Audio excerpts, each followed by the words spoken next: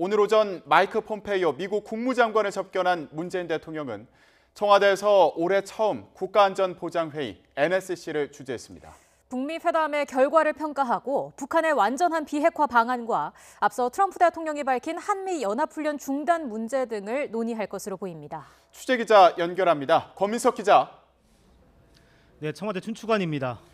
네, 문재인 대통령이 취임 후에 7번째 NSC 전체 회의를 주재했다고요? 네, 조금 전에 올해 첫 NSC 전체 회의가 시작됐는데요. 문 대통령은 지난해 11월 북한의 장거리 탄도미사일 발사 때에 이어 7달 만에 회의를 주재했습니다.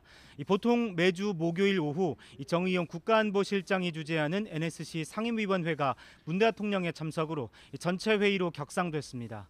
오늘 회의에선 문 대통령과 정부 핵심 인사들이 싱가포르 북미 회담 성과를 평가하고 후속 조치를 논의합니다.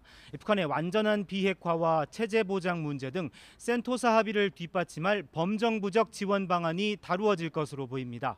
한반도 평화체제 정착의 상징적 조처인 남북미 3국의 종전선언 추진 방안도 거론될 여지가 있습니다. 특히 트럼프 미국 대통령이 밝힌 한미연합훈련 중단 문제에 관한 대책도 논의될 전망이어서 결과가 주목됩니다. 청와대는 NSC가 끝나면 협의사항을 공식 발표할 예정입니다. 회의엔 이낙연 국무총리와 외교통일 국방부 장관, 국가정보원장 등 정부 외교안보 책임자들이 모두 참석했습니다. 네, 문재인 대통령이 오전에 마이크 폼페이오 국무장관을 접견했는데 그 자리에서도 한미 연합훈련 문제가 나왔습니까? 네, 청와대 핵심 관계자는 문 대통령이 폼페이오 장관을 만난 자리에서도 주한미군 주둔 문제는 나오지 않았지만 한미연합훈련은 논의가 있었다고 밝혔습니다.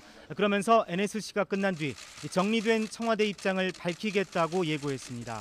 당장 오는 8월 을지 프리덤 가디언 훈련을 비롯해 방어적, 정기적 한미연합 훈련을 어떻게 할지 방침이 나올 것으로 보입니다.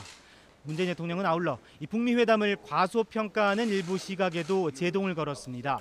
북미 합의는 평화와 공동 번영의 시대로 나아가는 역사적인 위협이라고 호평한 것과 같은 맥락입니다.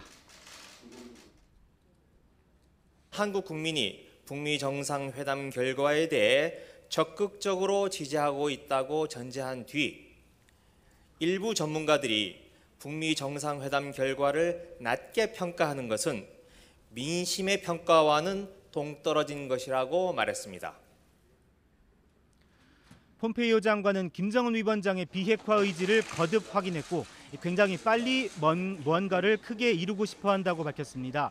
특히 비핵화 과정에서 문 대통령이 주도적인 역할을 해달라고 요청했습니다. 이에 대해 문 대통령은 김 위원장과 적극적으로 소통해 남북, 북미 관계 선순환을 위해 노력하겠다고 말했습니다. 한미 양국은 또 북한에 묻힌 한국전쟁 전사자 유해 발굴과 송환을 남북미 3국이 공동 작업하기로 합의했습니다. 지금까지 청와대 춘추관에서 YTN 권민석입니다.